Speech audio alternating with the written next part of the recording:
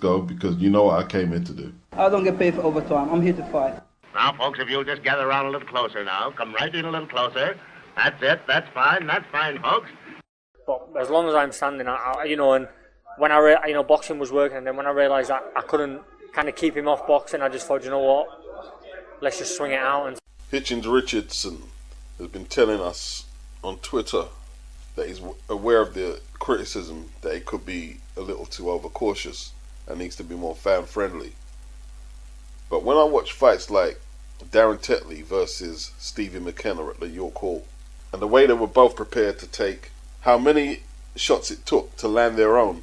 TETLEY's nose was busted, his eye was nearly swollen shut, McKenna, he was busted up round the mouth, and this was just an 8-rounder. It was stopped at the end of the 6th. The referee waved it off while TETLEY was sitting down waiting to go out for round 7. Very entertaining for the crowd. TETLEY goes to 22-5, 9 inside the distance. The second time he's been stopped, 30 years of age. The question is how many fights can he have like that? McKenna, he goes to 14-0, 13 inside the distance. Not sure if he's a 147 pounder or a 154 pounder. And him and his brother Aaron fight almost identically. Tall for their weight, but don't really like working behind the jab. They just want to get stuck in and trade. Shane McGuigan is at Wembley Arena right now. Ellie Scotney goes on at 7. It is currently 22 minutes to 7. And then after her fight, he's looking to shoot down to the York Hall and attend to Caroline Dubois, who fights last on the bill, headlining around 10 o'clock. I think they're going to use a bike to get there, which is probably a better idea than a car. You're more likely to get stuck in traffic in a car than a bike. I'm assuming they meant motorbike, not push bike. Jimmy SAINS, 3rd round stoppage over his Polish opponent. He had a nice selection of punches. He did his thing. I agree with Sonny Edwards, the stoppage was a little premature, but it didn't look like the Pole was going to make any inroads. It looked like it was all about survival. He wasn't brought in to win. Eddie said that his daughter was going to buy a ticket to watch Jimmy SAINS. She didn't know Eddie was promoting the show. This kid sold 600 tickets on his debut. That's basically half of the York Hall. I've brought these situations up before, and it's not always popular with people who listen to my videos. They just want to know who can fight, and hopefully they're getting a good matchup. But for an insight into small hall boxing, there's no promoter who wants an empty arena unless they have a real passionate love for the sport and are prepared to work at a loss. An empty arena, it's a no-go. And the small hall circuit comprises of some talented kids who have a lot of potential, but they can't sell a ticket to save their life. The promoter may subsidize this kid, with the payoff coming later down the road when he can win an area title, British title, European, Commonwealth, World, etc., etc. But basically, if you're just a run-of-the-mill fighter, an average fighter, a decent fighter, but nothing more than that, you won't be able to get on the card because you've got to be able to sell tickets. The life of a small hall fighter will be finding time to train while you're working another job, perhaps trying to get a sponsor from a local business, if you're lucky, a major corporation, and selling tickets. Promoter can't sell the tickets all himself. Jimmy SAINS is a queue jumper. He's not fighting on the YouTube portion of the broadcast. He's fighting on the DAZN app portion of the broadcast, just before the chief support. And that's because of the amount of tickets he can sell and the popularity he has already. Obviously, he's got to be able to fight a bit too. CHEAVON CLARKE, 7-0, 5 inside the distance. He's 32 years of age, so they're fast-tracking Chev. And he's compliant with that. He's okay with that. So the first 2 opponents he's faced had losing records, but after that he's fighting people with a lot of winning records. And the latest victory over VASIL DUCAR was pretty impressive. He was feinting from the shoulders with his feet, the right uppercut, the hand speed. Chev, being only 5'11", has a good up jab, but he also has quick hands, so he can lead off with left hooks and right hooks and throw them in combination. And this is a very solid win. It was entertaining, flashy, but not overstated. Nothing not necessary. It was very impressive. It came with the body shots. DUCAR every once in a while would land something to let us know he was still there. He looked a lot bigger than Chev. I believe Chev could beat Chris Billiam Smith right now. I actually believe that, yeah. But I enjoyed this performance. He didn't play it safe when he could have done. He was looking for the stoppage right until the 10th. And Barry Jones is questioning, why is he looking for the stoppage? Why not play it safe now? So you can't win either way. They either tell you be exciting or tone it down a bit. Why take the risks? But Chev is in the zone right now. He's in the zone. He's very relaxed in the ring. And he's a bit of a daredevil. Like, them body punches really paid dividends. Like, I don't even know if Chev knew how much he hurt DUCAR with them body shots. Because they kept DUCAR very honest when he wanted to rally. The way he delivered that right uppercut. Isaac Chamberlain and Mikel Lawal will be fighting for that British Cruiserweight title on the 21st of October on the Dan Aziz Joshua Buatsi undercard. Lawal has the British title. I don't know what's happening with the Commonwealth title. It might be vacant right now. So perhaps Chev could challenge for the vacant Commonwealth title. The EBU title is currently held by former Lawrence Okoli victim, Mikhail Shalak from Poland. So there's a few ways he can go to force his way through into the rankings. Look forward to seeing him again. Ben Shalom's out here just wrecking boxers' careers out here. That's all he's doing. The latest casualty is JEAMIE TKV. Now let me break it down. I've been following this story for a minute. JEAMIE beat Harry Armstrong over 8 rounds in February. Armstrong was undefeated. JEAMIE was undefeated. In JEAMIE's next fight, he ends up in Poland on the Rozansky Alan Babbage undercard. He wins by stoppage. Harry Armstrong's next fight is against Johnny Fisher for the Southern Area title on the undercard of Anthony Joshua versus Robert Helenius. So hold on. You beat Harry Armstrong and end up in some obscure undercard while the person you beat is fighting Johnny Fisher for the Southern Area on the Anthony Joshua undercard. And I made a big deal about this, especially as JEAMIE is from the ends. I made a big deal several times. Harry gets this huge opportunity. He doesn't win, but he gets a huge opportunity. Massive. So what does JEAMIE get for beating Harry Armstrong and winning in Poland? He gets this awkward Brazilian, unorthodox Brazilian, 12-0 with 12 knockouts and 1 loss. Now, why wasn't Ben Shalom lobbying for JEAMIE to fight for the Southern Area title? Why wasn't he doing that? That's his job. To get you titles for the biggest money you can get. Now don't get me wrong, I don't think Eddie wanted Johnny Fisher to fight JEAMIE. They preferred Harry Armstrong. But that's not the point. If Ben had went to the board and said, yo, how can Harry Armstrong fight Johnny Fisher for the title and my guy beat him? He'd have a solid case that the board would have to answer for and Eddie Hearn would have to answer for. And at the least, he could have had Eddie over a barrel and say, look, your guy's ducking our guy. Ben did nothing. He did nothing for his fighter. But then again, JEAMIE didn't say nothing either. So let's talk some boxing now. I don't like the shape JEAMIE's in. I don't. He's too heavy. His opponent, 233, has the foot speed, hand speed advantage. JEAMIE's trying to slow the pace up. He's trying to rough the Brazilian up and bully him on the ropes. JEAMIE looks a little fatigued. He was hurt in the second round. But Macedo is finding holes in that high guard and his work rate is giving JEAMIE all types of issues. JEAMIE can't really focus on offense because he's preoccupied trying to defend. The combinations coming at him constantly. The 4th round was a good round for JEAMIE. But it was a good round for the Brazilian too. But like Fraser Clark said, if you're generous, you could swing that one to JEAMIE. The Brazilian, Macedo, he's not dumb. He knows he needs a knockout. And in the 5th, he threw the kitchen sink at JEAMIE. JEAMIE doesn't have much defense for that right cross, but he's firing back. And because Macedo is going for the knockout, he's leaving himself open and taking chances. JEAMIE is having success too. 4th and 5th were good rounds for both men.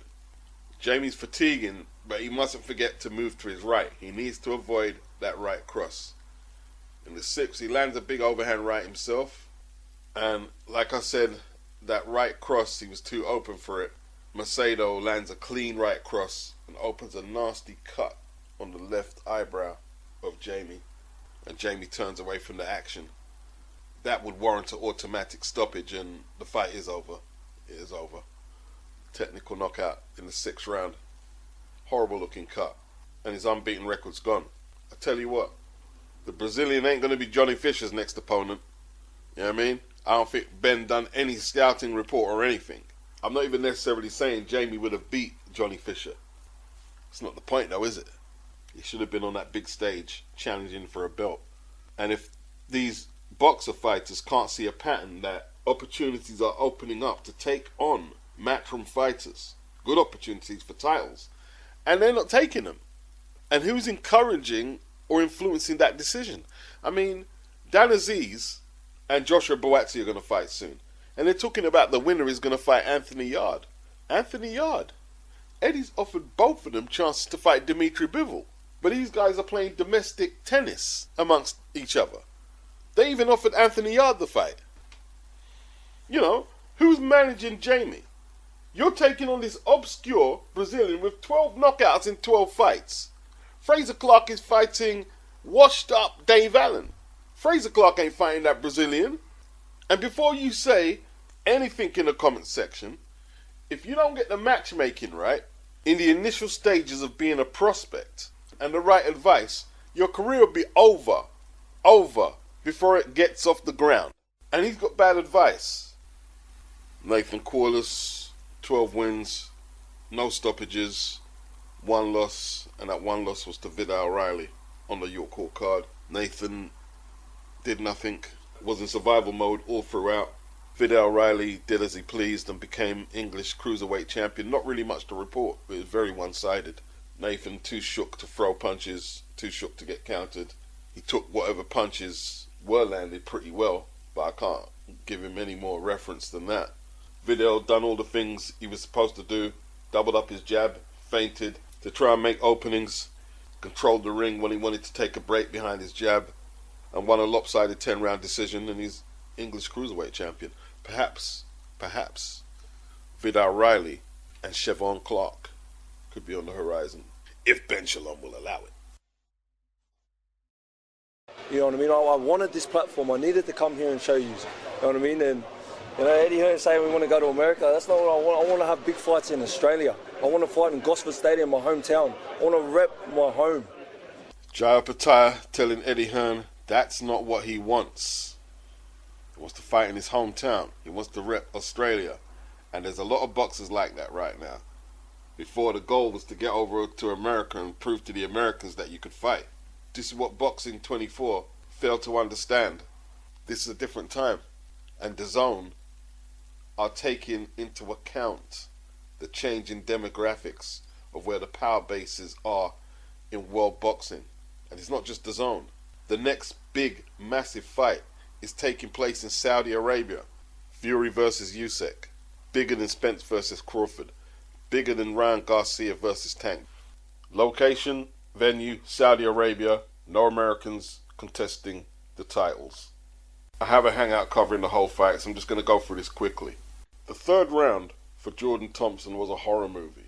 When I was breaking down the fight, I overlooked Jai's foot speed. I overlooked it.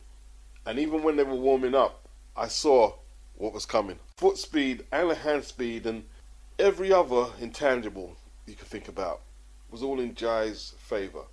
Jai was 6'2", 6'3". Jordan 6'7", elongated limbs. Normally takes them guys longer to warm into it. And he managed to get into the 3rd round, which wasn't no mean feat. Landed a very good body punch. These were good punches. Landed a big right hand. That was a good shot. Jai came straight back with his own right hand over the top. That's never happened to Jordan in his career. Never. Hit someone with a shot like that, and they come back like that with such speed and tenacity. And Tony Sims letting Jordan come out for the 4th round, that wasn't a good look. That wasn't a good look. And it was an ugly beating. It was an ugly beating. It really was. Jordan staggered back to the corner by the end of the third. And, letting him out for the fourth was actual cruelty. Then that backhand left, which was landing all night from the southpaw stance, finished the fight almost immediately in the fourth round. And that's the type of performances that get you a fan base. You know, in all truth, you know, I was talking about Hitchens, but he is who he is. He's not Jai. He's a boxer. If he comes out of character too much, he's going to ruin what he is. Jai is just a savage. You can't teach that. You can pretend to be that, and you'll get found out. Looks like Jordan Thompson will be moving up to heavyweight. You know, Charlo post-fight press conference saying he wish he could put more weight on from after the weigh-in, but he said he can't control his body. You know, what sense does that make? You got a bunch of people who are fans of PBC fighters who want to tell you, well, he had a 15-month layoff. What did you expect? This isn't his weight class. Well, if all this was true, he shouldn't have took the fight.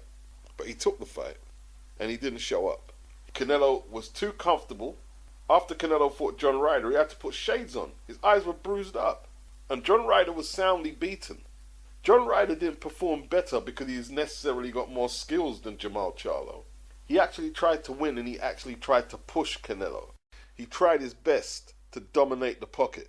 He was prepared to get knocked out when he realized the skills gap was too much for him to bridge. Charlo, it looked like he had a set plan in his head that even Derek James didn't know about to survive the distance, get his check, and tell everyone in the post presser that he's proud. You know something? If you want to tell me the 33-year-old Charlo, same age as Canelo, the undisputed super welterweight champion who's been a pro since 2007, right? I would even look past the fact that he's taller and has a longer reach than Canelo. I'd even look past that. If you're telling me this guy here, who's been a pro since 2007, a veteran of 38 fights, can't prep for the opportunity of his life for a fight at super middle without a bunch of you fanboys making excuses for him, I really don't know what to say. I really don't know what to say. The layoff. Yeah, of course it's better to be active. Well, don't take the fight. PBC fighters are normally inactive anyway. Why did Al Heyman put him forward to take the fight? They've got active fighters around that 168 weight limit. The fight was offered to his brother, who's the 160-pound WBC champion. He wasn't ready. So it seems the PBC fighters are never ready. Spence wasn't ready for Crawford. Jamal wasn't ready for Canelo. And neither was his little brother. When are they ever ready? But all he's got to do is train and fight. He doesn't have to moonlight and do no other job. He can get the best sparring partners in from all around the world. He's got Derek James, what was that, coach of the year? Don't make no excuses for him, man. Don't make no excuses for him. Stop it. All you Jermell Charlo fans making excuses for him, you didn't pay for that pay-per-view. And don't tell me you've got a whole load of bread, you don't miss the $85. That's not the point, it's the principle. It's the principle of it. I get a rush when I bust. Would you let any and anybody fleece you out of $85, whether you've got $85 billion? No, you're just hating because he made generational wealth for his family. Well, goody for him. I have to pay for my DAZN subscription for him to be basically happy that he went the distance. Did he look disappointed when the verdict went against him or when the final bell went? Did he look like he really busted a fucking lung to get that win? No, he didn't. He pissed me off like Bryant Jennings pissed me off against Klitschko. I'm watching Bryant Jennings fight Klitschko in the late stages of Klitschko's reign. Klitschko was in America. The referee warned him about excessive holding and cut that out of Klitschko's game. You're in America. The fight, to me, was in the balance right up until the late championship rounds, when Bryant Jennings looked like he was grinning, saying, look, I'm going to go the distance with Klitschko and look happy. I'm looking at him after, are you fucking crazy?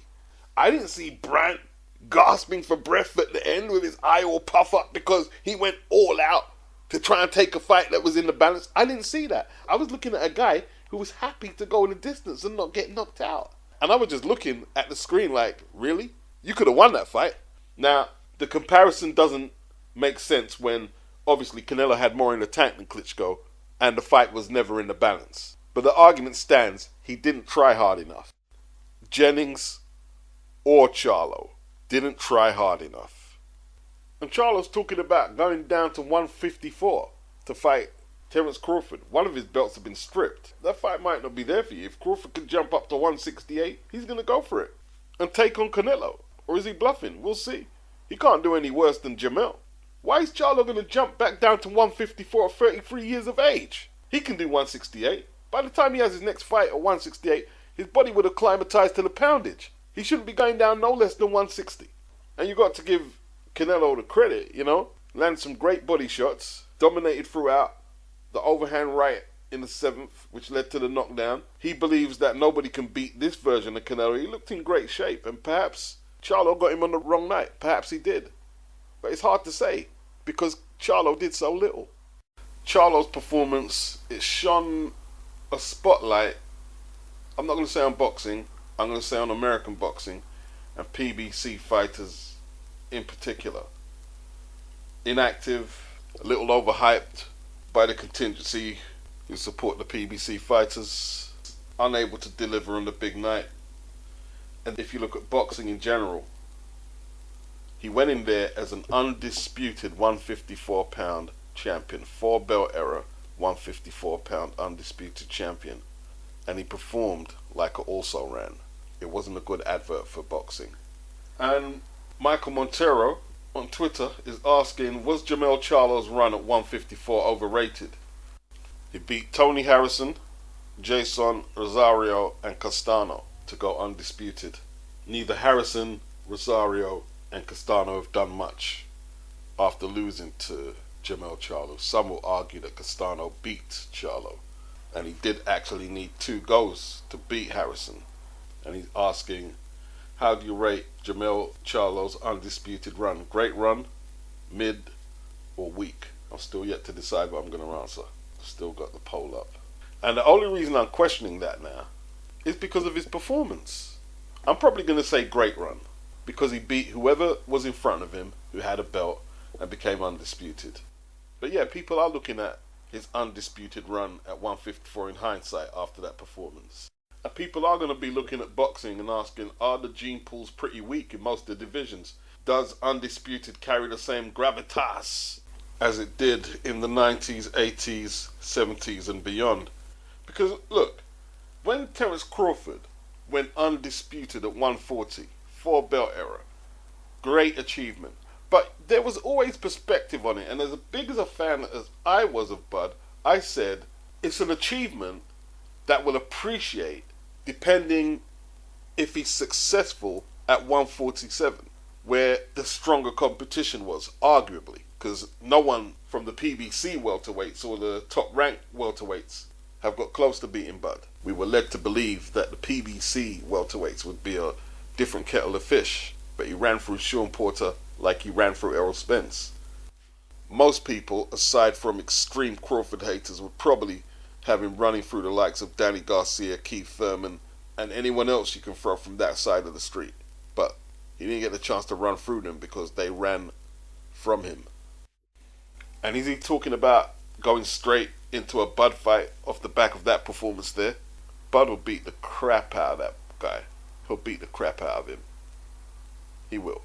And at 32 years of age, you're going to drop back down 14 pounds of what I'm assuming is mostly muscle that he's put on.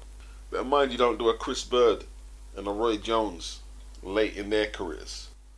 Canelo says a Crawford fight doesn't make no sense and he just wants to enjoy this victory. So he's not pressing himself to announce his next opponent or anything like that. I would tell you from now, Crawford is a legitimate threat to Canelo at 168 because of Crawford's mindset. The only thing I'm looking at now is to see how serious Terence Crawford is about taking that fight. If we go into the new year and he keeps pushing for that fight and it's apparent that he's not trolling, he's a huge threat to Canelo Alvarez, because Canelo can't do anything that Terence Crawford can't do.